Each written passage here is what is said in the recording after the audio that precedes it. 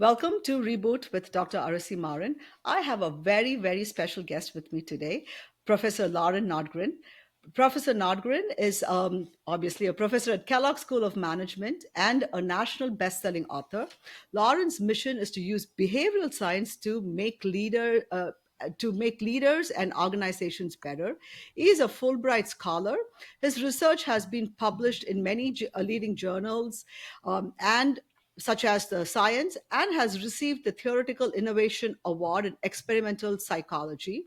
As a practitioner, Loran is the founder of Aerocept. Lauren's first book, The Human Element: Overcoming the Resistance That Awaits New Ideas, spent multiple weeks on the Wall Street Journal's bestseller list.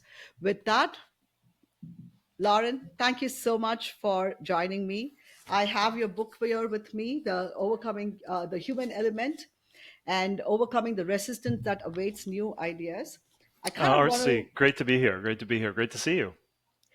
And honestly, you were one of my first classes when I started the Kellogg MBA program. And a lot of things you taught us kind of resonated with me in a whole different manner. And that's why you are a guest here today. You were, using science, like basically a methodology to change markets behavior or predict markets behavior. And if you remember, one of the questions I came and asked you is, why are we not using this in healthcare, and how can we use this to help our patients, change their behaviors or be more compliant with the lifestyle or compliant with their medications. Yeah, I'm delighted to dig in. Yes. So let's start with your book, okay? I mean, can you give me a brief overview of the core concept of the human element and how does it relate to behavior change? Yeah, so the core thesis first, I need to recognize this was written with the amazing co-author who you also know, David Schoenthal. Yes. So the core idea is this. So when we think about how to sell an idea, how to create change, we operate on this deep but faulty assumption. It's the belief that the way you compel people to change is by elevating the attraction of the idea itself. So if Hmm. you as a physician want to encourage a patient to quit smoking or adopt a healthier lifestyle, I guarantee that what the vast majority of physicians do in that moment is they stress the importance of change, the health risk, the benefits of a healthy lifestyle. We refer to that strategy as kind of using fuel, a fuel-based mindset. So like we think if we just elevate importance high enough, at some point we'll get people to change. Now, fuel is important, like understanding why change is vital, necessary. That is, of course, important, but it's really just half the story. Uh, Often, a, a big reason why people don't embrace change isn't because they don't see the value. So, like for all the people out there who are thinking about making change, they are convinced already, right? They get Hmm. the Yes. benefits. Yes. So that's not the problem we need to solve. The problem we need to solve are to understand what are the barriers standing in the way. And these are often hidden barriers. We often call these frictions. And so for Hmm. me, my approach to trying to create change isn't thinking about how to amplify the idea itself, but rather Hmm. understand what is it that stands in the way of change and progress. It's so interesting. Honest to God, another thought which went through my first few weeks in EMBA business school was, why are doctors not taught all of this? We should have been taught this like in our first year of medical school, along with anatomy and physiology, because all we are trying to do in our clinic is, have our patients adopt a change, and we are clearly doing a bad job of it, given the rising incidences of obesity and diabetes, etc. So, since this is kind of a crossroad podcast, I'm bringing my business school and my healthcare into a meeting point almost.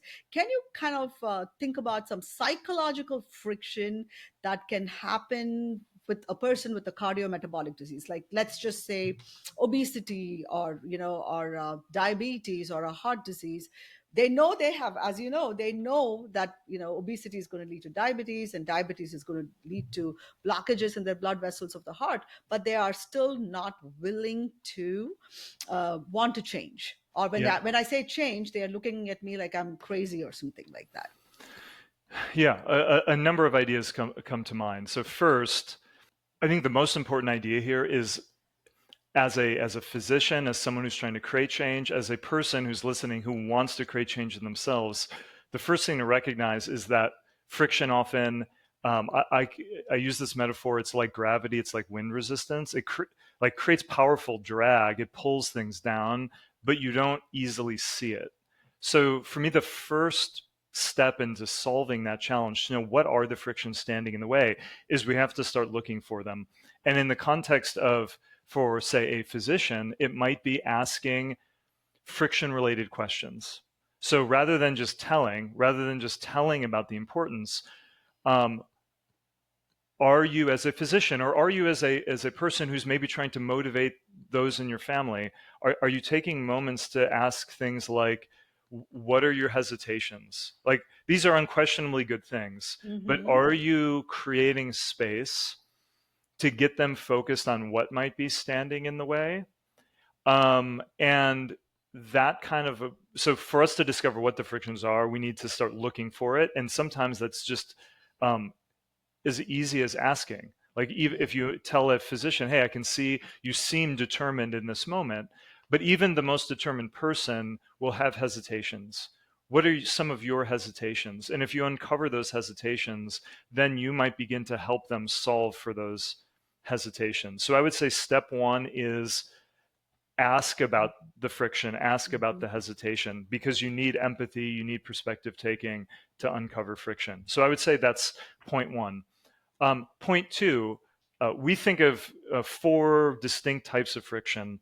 My guess is there are two important ones here. One would be what I would call effort. And effort is simply, uh, people are hypersensitive to effort expenditure. All things being equal, they want to follow the easiest path. And unfortunately, market forces, particularly in some communities, make unhealthy action the path of least resistance. Yes. So if I were thinking about how to break down some resistance, I would think about what are opportunities to make being healthy easier. Mm-hmm. And what's a really important idea around effort is ambiguity. Like, one of my kind of mantras in behavior change consulting is ambiguity equals effort. Mm-hmm. So, and what might be very easy for a healthy person or a physician might be highly ambiguous for someone else. So when we tell someone, oh, you need to start eating healthy, or you need to start eating vegetables, um, do they know what that means in practice? Like, do they have a roadmap for doing that? Like, do they know how to, they know what a vegetable is, but maybe they don't know how to take a vegetable and prepare it in a way that is easy. Mm-hmm. And the reality is, so much of, I like to work in the space of unquestionably good ideas. And you would think any good idea should flourish, but they don't. Mm-hmm. And I think what you're often dealing with are what we call intention action gaps. My guess is you have a lot of people that they're looking at you in the office and they're committed to change, but then they go out into the world and that health change is hard. So anything we can do to help make consumption of health easier, and particularly the dimension of that that's often in our control, is reducing the ambiguity. The solution, we call this road mapping, but give them clear steps to do the thing we want them to do.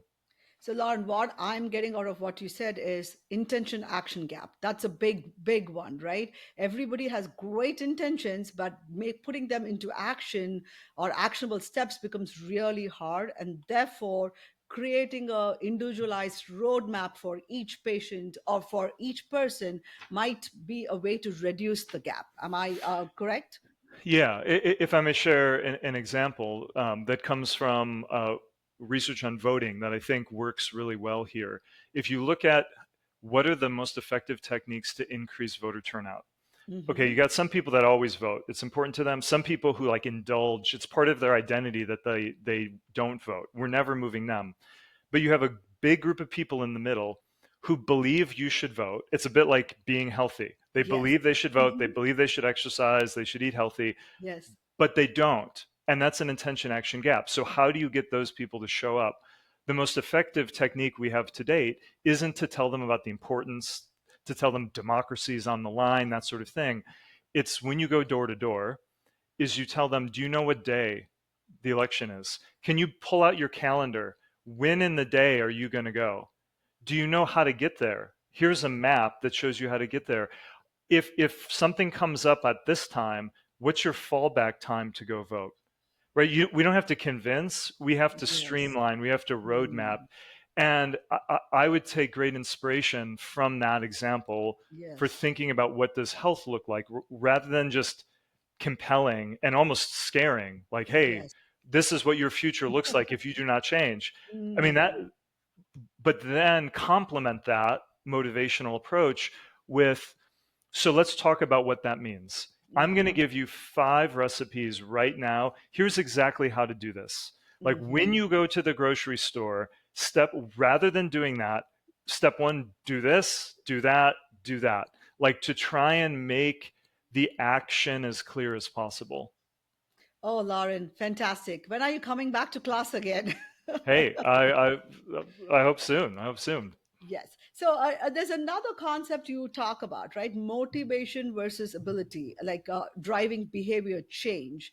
So, how do you see, playing this? How do you see play this out? Like for someone who wants to, everyone's motivated, everyone has the ability, but again, so you think the roadmap situation, maybe if I tell my patient, eat healthy, blah, blah, blah, but where is asking them questions like, where is your closest gym? Or who can be your walking buddy? Do you think that can kind of help change the behavior? Yeah. And so here, um, if we're they need knowledge, they need ability, Yes. but my guess is, and that is legitimately, I'm sure, the problem for some people, but for a lot of Mm-hmm. people that is really not the problem. Mm-hmm. uh, my guess is a lot of people who want to get healthy spend hours on Instagram looking at ways to get healthy, uh, and so they have knowledge. Motivation is a fickle thing, right? If motivation is the basis for everything, that's a vulnerable driver, because there are moments when we are motivated and moments when we are not. And so Mm-hmm. what we're looking to do is to develop habits. Like notice, unhealthy stuff doesn't rest on motivation, right? Absolutely. You don't say, hey, gosh, you look great, like what's going on? Well, I used to be super motivated to eat fast food all the time, and just lately my motivation isn't there, right? Unhealthiness requires no motivation Yes. whatsoever, because it's rooted in habit. And again, a lot of that habit is a product of the environment. And Mm. so this is why I would think about what are the real steps to get people on that track to habit Mm-hmm. formation. And here again, let me put on another friction that I think is a really important one that I see in all kinds of eh, uh, change contexts. I call it like the first step challenge, Okay. where there is, particularly for things like going to the gym, working out, taking a class, there is a lot of anxiety. Like on the journey, the user journey, the first step is one of the most difficult steps. There's a lot of emotional anxiety, a lot of emotional friction in that step. Mm-hmm. And so if we were thinking about, how do I get the people around me, or how do I create change in myself, often a really important piece of that puzzle is figuring out how to make the first step an easier step. I'll give you an Okay. example. I don't think Mm-hmm. my partner, my wife, will mind. For a long time, very healthy, works for the American Heart Association, something near and dear to your Yes. mission, and she is puts a lot of emphasis on working out, but she's always wanted to do Pilates. I've always heard her talk about Pilates, but she's never done Pilates. And that to me is a classic intention action gap, Mm-hmm. because this is fear of, it takes a little courageousness to show up there the first time. We meet Mm-hmm. a new couple. the the wife of the new couple, she is into Pilates. And Mm-hmm. within a week, my wife is now doing Pilates because she had someone to bring her in the door. And like all of her anxiety was kind of true because she said like, oh, you need these special socks with the sticky things on them. Yes, yes. And if you don't have them, it's a really big deal. Like she would have walked in not knowing those things. So the point, uh, I would get people to think about like those little like really be honest with yourself. If it's about internal change, what are the things really standing in the way? And often it's the first step. And so then can you find ways to make that step easier? And socializing change with a partner, with a friend, that's one very powerful way to do it. In class, you talked about the concept of yes questions. Would you be willing to elaborate on yes questions as a way to induce behavioral change? Well, yes, I I was paying would. attention. Yeah, yes, I would. So this is for uh, when we're trying to change behavior in anyone. Um, I regard it as the most important idea of when you look at the science of change and influence, persuasion. I often call it the self-persuasion principle. Mhm, We've talked about this since Aristotle. Back then, it was known as the first axiom of influence. And the basic idea is this: we are most effectively, profoundly influenced not by ideas that are fed to us, but by ideas we generate on our own. So, this is mhm, the idea that self insight is by far the most persuasive insight. And so, if you want to start, if I were a physician, rather than telling people about the necessary change, we can do some telling, but mhm, one of my goals in that interaction would be to create space for them to commit themselves to change. And one of the easiest ways you can do that is by asking questions, right? So, in mhm. essence, like to say, our messages have to end with question marks, not periods or Exclamation mark. exclamations. So, um, now, this yes question idea is it's this simple idea that rather than telling, we want to ask, but we need to ask in the right way. We need to ask questions that are within people's comfort zone. That's what makes it a yes question. So, what might that look like in practice? Um, Here's an example, an example of self-persuasion in a health context. Uh, it's called guided questioning, and they use it to get people to enter drug rehabilitation programs like Mhm, substance abuse. You could mhm, apply this in a lot of other contexts where the first question, there's a series of questions. I'll give you the first two. The first question is, imagine a scale 1 to 10. 10 means right now in this moment you are 100% ready to stop using with okay. no qualms. You are Mhm, 100% committed. mhm, One is the very opposite. You mhm, are willing to delve into this drug as deep as it'll take you. mhm. That's one. 10 is the extreme opposite. Where are you on that scale? Well, Okay. anyone who's gripped by addiction, I mean, that's inherently ambivalent. Nobody is a 1 or a 10. Often they're more like a 3, Mhm, right? Well, believe it or not, that's exactly what the counselor is looking for mhm, because that's the hook. Because mm. then if the person says, "Oh, I'm a 3," that prompts the second question, which is, that's interesting. Why aren't you a 1? Mm. Because now think about what the person with substance disorder begins to do. They Mhm. begin to self articulate some of the benefits they have observed, the benefits that come with sobriety. Yes, yes. And and what you begin to do is ladder that up further. But at Mm. each stage, they are telling you why What it's they want. important to them. And Mhm. so notice there are two really important things about that. Number one, I think the easiest part to understand is the counselor is not telling, they're asking, Yes. but the details matter. If they would have asked, are you ready to give up? Are you ready to say no to drugs? Are you ready to put this addiction behind you? The answer to that is no, because they're Yeah. not. So you Yeah. got to find the much smaller space. So I often like to say, Self-persuasion, these yes questions, this is my go-to technique for big change and heavy Mm-hmm. resistance. And I Mm-hmm. think health behavior is a great context where it's heavy resistance because there's so Mm-hmm. many forces against us. But why so many of our attempts fail is we're trying to get people to take one giant step. Mm-hmm. And instead, if you've got someone who's got, you're a healthy person, but they're like far away from health. Mm-hmm. If the question is like, oh, right now, are you ready to no longer drink soda, drink 3 liters of Bottles water of a day? Are yeah. you ready to basically live like this hyper life, healthy life? The answer is no. Yeah. But instead, you might say, if I could give you one simple thing that you could do this month that would begin to put you on the path, would you be open to that? What's I like the that. answer to that is yes. Yes.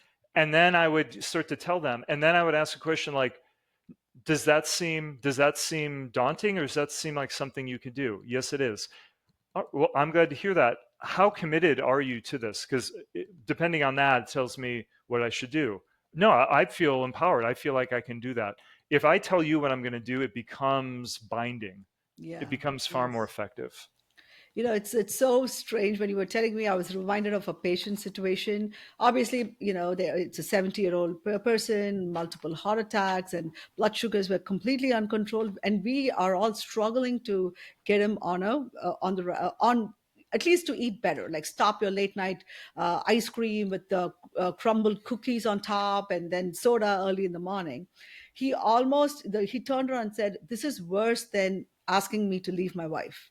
So that's how much hooked he was to his food behavior, that like it's like he had a relationship with it. He had a Yeah. complete relationship with it. And I could, and I was doing exactly what you were accusing me of doing in the beginning, just fueling. I'm just throwing the fuel, telling the bad things, but I was not giving him a roadmap, or I wasn't. So and after our class, honestly, I changed the way I talk to Mm, patients. I completely changed the way. And I said, how committed are you? And if they mm, say, I'm like, okay, then I'm like, what is the one thing which you can change? So let's just leave it there. Let's meet in 3 months and tell me if you had stuck to that one behavior. We'll go on to the next behavior. Understand it's a slow process, and understand I don't have the time to meet you on a weekly or a monthly basis. And that honestly got my patients to engage better with me, and they showed up. I mean, they came back and they said, I did this, and just with this behavior I lost like 5 to 10 pounds. I'm feeling better. I'm like, okay, let's go on to the next step. So it's mm-hmm. very useful. And for obviously, patient people who are listening to it may not be in a they may not have a doctor patient relationship. If they have to look into the mirror and ask themselves similar questions, could you kind of talk a little bit about that, or do you have ideas about that? So if they have to rely on themselves, Yeah. certainly I think it would be, I would recommend two things. Number one, write it down. That's if asking is better than telling, behavioral commitment is stronger still. And so for that individual, anything that comes from within, that feels concrete, that feels real, that came. So what I would recommend to someone is really think, I would ask them to do two things. Number one, write down a commitment. Write down, this is Mhm. what I'm going to do. And the basics of clear, measurable, etc. But they should commit themselves. I would make it as tangible as possible. Put it in your closet so you see it every morning when you're getting ready. But then the second really important thing is, that's the motivation side of it. Mhm. The second important thing is then just really think about the how. Mm. Not They don't need to think more about the why, they need to think Mhm. about the how, and think Yes. about how are they going to do this. And I think one really important point is, when we fuel ideas, it tends to be about the issue itself. What what we often miss, though, is that all change is happening in a much broader environment. And we have to think about the social connections, the Mm-hmm. environment, the situation. So my guess is a lot of like these intention action gaps break down for reasons like the people in my family like aren't on board with the journey I have, Mm-hmm. right? And Yeah. so if you are dedicated to getting healthy, but you are preparing meals for people and they don't want the change that you want to change, right? That's a really difficult circumstance to be in, but it's really Mm-hmm. important that we recognize it. So what I would encourage people to think about for themselves for self change is fixate on the how and think about the context, the home, the work. Where is the healthy action going to come from? When is it going to happen? And what are the blockers? What are the frictions? And and often it's people. Yes. Yeah. And it doesn't mean the solution to that is easy, but if we don't recognize that problem, we're never going to solve for it. It kind of segues into my next question is overcoming barriers, right? You kind of touched up a little bit about it. Obviously, the barriers can be the most important or the most common barrier I hear from patients is I don't have time. I wake up, I have 5 kids, I have 2 jobs, I don't have time to be healthy. But the time is a very intangible concept. We prioritize or we make time for what's important to us. I struggle with how to tell patients that they are worth their time. They'll make Mm. time for a child's emergency. They'll make time for a dental appointment for their child, but they don't make time for themselves. And how do you? I mean, anything in your research which is kind of highlighted or which can shine some light on this issue? Yeah, they're right. I mean, they don't have time. Like we're busy. So I think for me, the fundamental issue is they perceive health Hmm. as time consuming. Health never wins that fight. Yes. So this is like if there's one force that has a the force that has the biggest impact on our behavior is effort.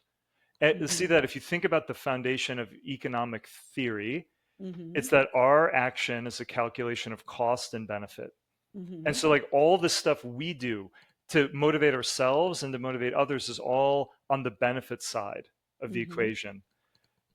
That's important, but it's only half the picture.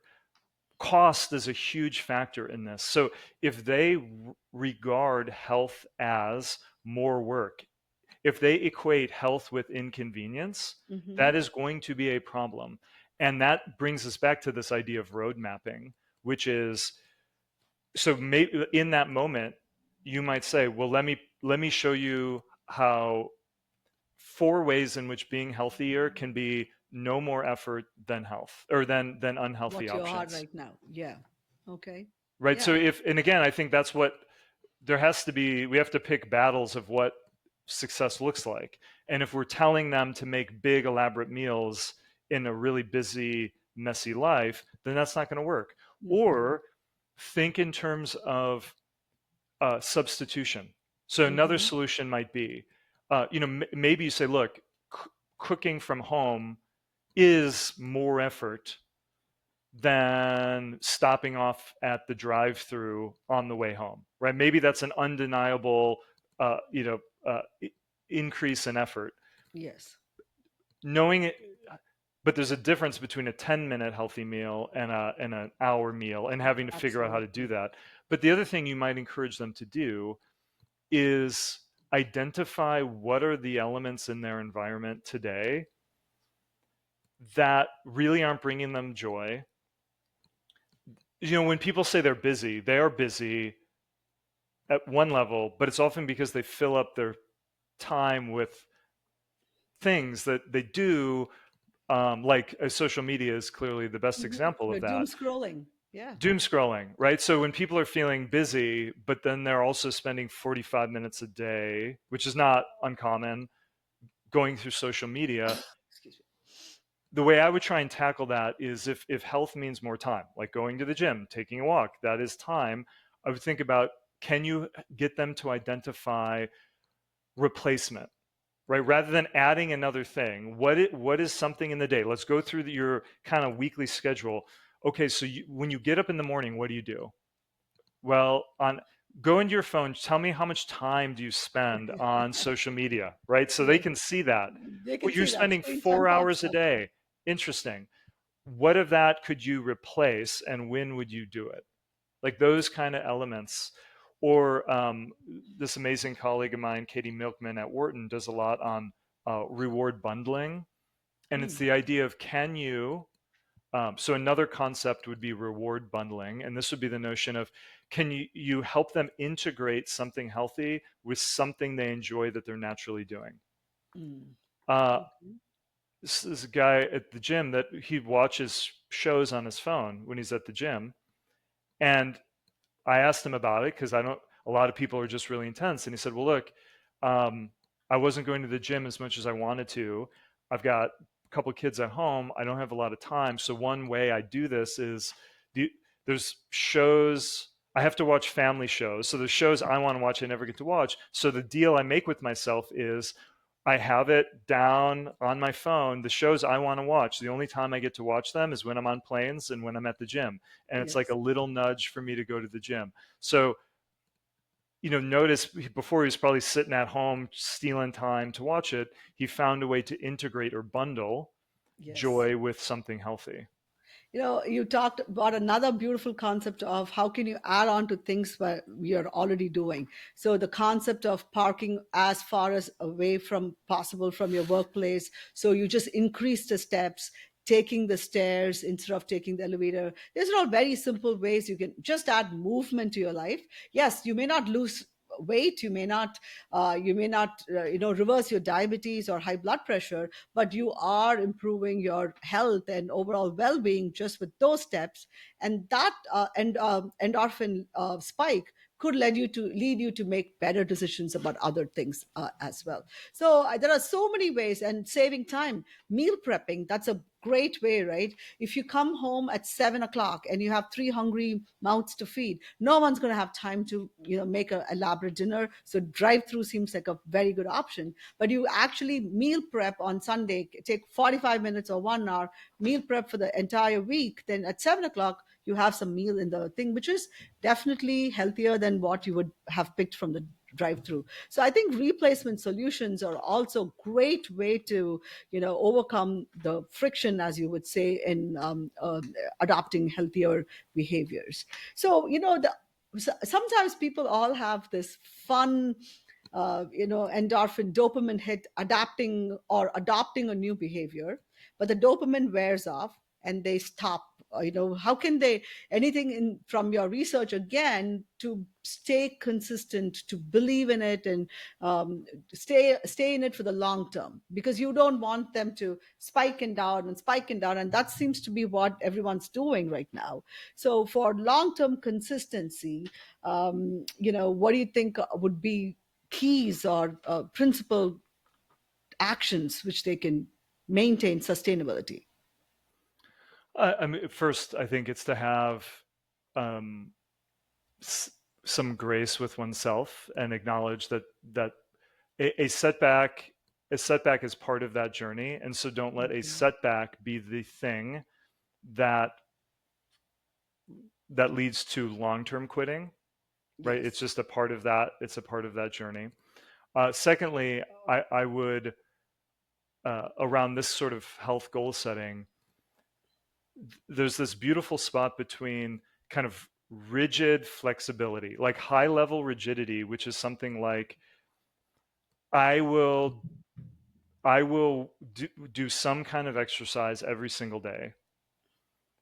That's the rigid part, like a Mm-hmm. commitment to that. Mm-hmm. But then flexibility around what the expression of that action is. So knowing that this is my first meeting of the day, so I had an opportunity to go to the gym, but I will be on the road the next 3 days and won't have that same possibility. And I think it's these kind of disruptions to the schedule that often really set people back.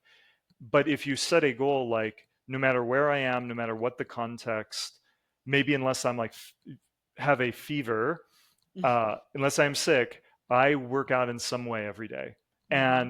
And you also set a goal about when you do that. And it's like the first thing I do. So something like if I'm in a hotel if I'm off my normal schedule, if I have early morning meetings, I get up in the morning and I do a 15-minute workout in this room of the house.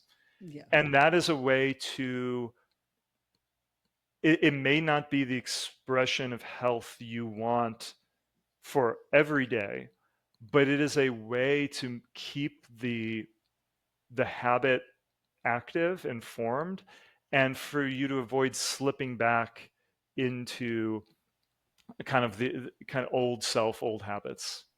Absolutely. I love it. Like, one of the analogies I tell my patient is, let's say they're, on the car going to a destination and they have put the address on the GPS, but they made a wrong turn. Just because they made a wrong turn, they don't keep making wrong turns. They'll just Yeah, make that wrong turn, give themselves, oh, yeah, I made a wrong turn, and course correct and come back to the path. So just because they made a wrong turn, the whole journey is not, gone. You can always give yourself grace and course correct and just come back to where you wanted to be. It might take longer because you took a wrong turn, but that's not the end of the story, and that's literally what you're saying. Don't be married to this perfection or the idea of what they thought health should be. And you had a slip up, it's not the end of the world. yeah.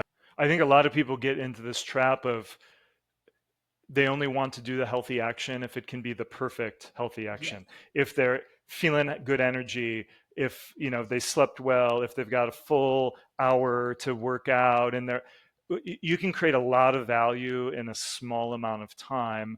And here again, I'm a big fan of finding, again, this notion of kind of rigid flexibility of, Hmm. if people are out on the road, if people have children at home, and that means a lot of disrupted schedules, yes, you're not going to be able to follow a highly coordinated ideal meal plan, but I would encourage people to think about taking a few of the things that you think are really damaging and just take them off the table. Yeah. For example, what I think for me at a certain point, it is no more French fries. No more French fries. There's no bargaining with myself. There's just no more French fries. Yes. Now, it still means I can be at a hotel bar and have a beer and a burger.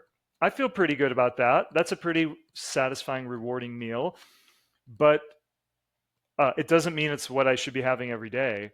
But there's a Absolutely. profound difference between a beer and a burger, and a beer and a burger. And And now, French because fries. fries are so cheap, it's often like that's where they like show the volume of it. Yes. And so you can still feel like you get something nice when you're stressed and tired and on the road. But I think can people identify the few things that do the most damage? Hmm. I notice for me, it is from a like calorie unhealthy eating, it's being hungover. And so when uh, next time in Miami, you will find I'll have a beer or wine in my hand. You will not see me do shots. Like that's just no longer part of my life. It's no longer part of my life because if I am hungover in the morning, I am going to eat greasy. I mean, it's going to be a 6,000 calorie day easy. So I'm still out having fun. I'm still Yes. out Yes. Yes. living life. And Hmm. that's not a prescription for every day. But Yeah. I think, can you find a few of the things that like, there's probably some 80-20 rule here. Like, what are the few things that are like really Absolutely. doing the heavy damage that you can just say, that's no longer part of me. I don't identify with it, but I still enjoy a lot of these other things as well. So the name of this podcast is Reboot with Dr. Arasi Maran. Can you give us an example of a time, it could be health wise, personal life wise, where you rebooted yourself? It doesn't, I mean, whatever comes to your mind. Mm. A time when I rebooted myself. Um, I guess several come to mind. So the first would be, if you look me up online, you'll find uh, visual evidence of this. So I'm always like, I'm sure everyone listening, um, trying to like maintain weight, and there was a period.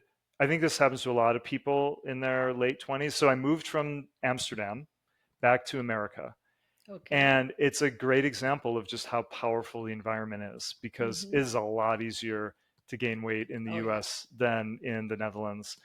And but I didn't know it, and no one was telling me. I kept firing all my dry cleaners. I thought the dry cleaners were shrinking all my shirts, all my clothes. I went through like 6 dry cleaners, and eventually I like saw an image of me like, wow, I've gained a lot of weight. And that was really hard for me to get out of those habits, because I'd gone from being a college athlete, like doing a lot of exercise so I could kind of eat whatever. Now I'm academic life, much more sedentary. And I will credit my wife with that. And so for me, again, I think so much have changed. The reboot of that wasn't some internal, like I did so much looking in the mirror, but I picked up on her healthy habits, Hmm. and she kind of like took over that part of my life a lot. So for me, that reboot came from having the right influence around me. And I Yeah. think had I not had that influence, that kind of change would have been really, really difficult. So if what might that mean for a listener? It is, think about who's in your environment. Think Hmm. about if you're trying to create change and you've failed in the past, you might think about, to really succeed, the people around me also need to embrace this change at Hmm. some level. So the people around us are so important in shaping it. And maybe I guess the story of that's more just inspiring if you have um, struggles. So for a long time, I was like a daily cannabis user. I mean, for probably like 15 till, I don't know, late 30s. So for a very long Hmm. time. From Netherlands, yeah. And it was never like a problem, but I started feeling like it's probably not good that Hmm. I am smoking a joint once a day. One joint a day, once a day is probably not what I want. But I would find it's like it was hard for me to give up. It was like Mm. hard to give up. And so for me, that was a process of very slow incremental change. And it went from, okay, I'm not doing this more than 4 times a week. That's kind of Mm. like where I started. Mm. And from there, then it was like only on the weekends. And Mhm. I just slowly started scaling that back. And I'm a now legal here in Chicago. I'm an occasional cannabis user, Mhm. but I mean, it's maybe like twice a year. Mm. And what's really interesting, when you're on the other side of things, it's so hard to imagine how much your motivational preferences can change, because I don't, people smoke around me all the time, and there's no craving, there's no desire. Yes. It's like if I'm, for me now, it's like journeys in the forest. That's maybe where I'm going to use a little cannabis to kind of heighten my connection to my Yes. surroundings. Mhm. Um, but I take comfort in that when I think about other change, because there was just so much sort of like motivational attempts to change that behavior, and they failed. And for me, it was really realizing this is going to happen slowly, and it's going to happen over time. And just like before you knew it, like there was just one day I woke up and it just lost all of its appeal. Oh, thank you so much for that story, because you have your poison and I have my poison. My poison is very legally accepted. It's chocolate. Okay, you talk about 4 times a week of you smoking a joint. I was Yeah. doing 4 times a day of eating a candy bar. Yeah. Okay, and it's very socially accepted, right? Like, oh, it's a Yeah. candy bar. It's not a big deal. But then, basically, what the candy bar was doing for me is taking to me a very simple time in my life where I would come back from school. My second brother would buy me candy. We both will after lunch we would enjoy this candy bar together, watch TV, watch Friends. It was big show when I was growing up, and things like that. And when I came to America, I was all alone. I mean, I was my husband was an intern. I was not working, and having that candy bar would take me to that comfort zone. And I just wanted to recreate that endorphin release over and over again, to the point I was like, when I was close to my 40s, 38, 39, 40s, I was like, what is wrong with you? Like, why? And then I was like, then it was, again, as you said, introspection. Is this how I want to be? Do I want to be this person who after every 2 hours needs a candy bar, or and literally I had to ask the same cage questions people, alcoholics, ask themselves. Do you use it as an eye opener? Are you ashamed of your problem? Do you hide from other people? And I was doing all of that, and Mm-hmm. I had to, like, look at myself, dig deep, and say, okay, because whether it is cannabis, or whether it is opium, or whether it is heroin, or whether it is sugar, it all hits the same pleasure centers of the brain. And the process is literally, there are obviously different degrees. I do not want to take away the trauma, people with substance abuse addictions go through, but it's the same process in a little bit different way. And it's so easy to slip up, and it's so easy to take the path of least resistance, as you would say. And I think introspection is probably, what you want to be identified as is probably a big goal here. If I may build on that, if chocolate is your challenge, then I would definitely recommend staying away from the cannabis, because it's a real gateway. Cannabis is a real gateway to chocolate addiction. Thank you so much. Well, yes, and now we're digressing, but there's a big thing of the psychedelic medications coming into mainstream medications, and people are using it for different things. And you have to be very careful, and because it's a very slippery slope. We are beginning to walk on it. We are trying to find our footings. We, in the sense, the healthcare community, and I think we have to be very cautious about those steps, because we Mm-hmm. still don't know the full realm of Mm-hmm. the possibilities here. Mm-hmm. So, yeah. All right, Lauren, I think we are coming close to our time. Thank you so much. I learned so much once again in this conversation. It was fantastic. And I hope to see you in class soon. Yeah, well, this was a pleasure, and thanks so much. I mean, this has been a real honor sharing these ideas with you. So thank you. Thank you so much for listening. If you found us valuable, you can subscribe to the show on Apple Podcasts, Spotify, or any of your favorite podcast app. And also, please consider leaving us a rating or a review, as that helps others find the podcast too. I hope you have a great week ahead.